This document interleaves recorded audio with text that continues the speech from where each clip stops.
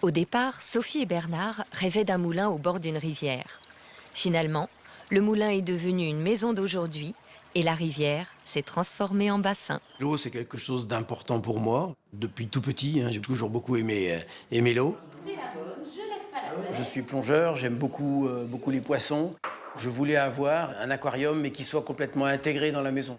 Donc on a l'aquarium qui a été construit en même temps que la maison, puisque le cadre de l'aquarium, c'est une structure en béton qui porte une partie de la charpente.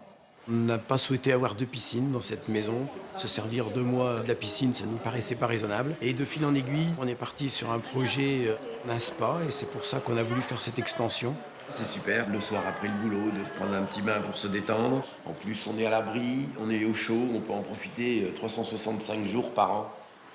Les envies prennent vie du côté de chez vous avec les magasins Leroy Merlin.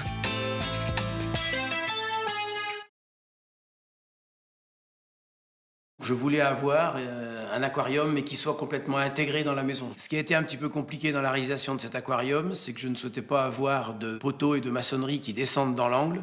Donc la partie qui fait le tour de l'aquarium est pendue au poteau béton et qui lui-même est pendu à la dalle de l'étage.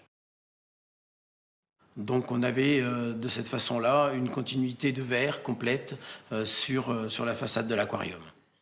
On accède à la partie technique de l'aquarium par l'arrière. On se retrouve comme sur un aquarium traditionnel, c'est-à-dire qu'on a accès pour donner à manger, pour nettoyer, pour la filtration et tout ça.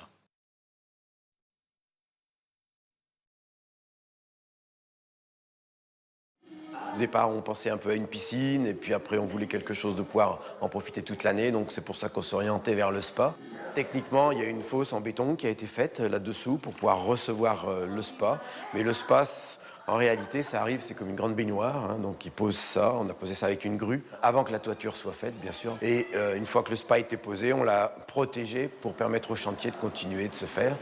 Un spa comme ça permet d'être utilisé comme un spa traditionnel. On a 4 places assises où on est dans un jeu de bulles. Après, il y a le grand bassin, il peut être comme ça, calme.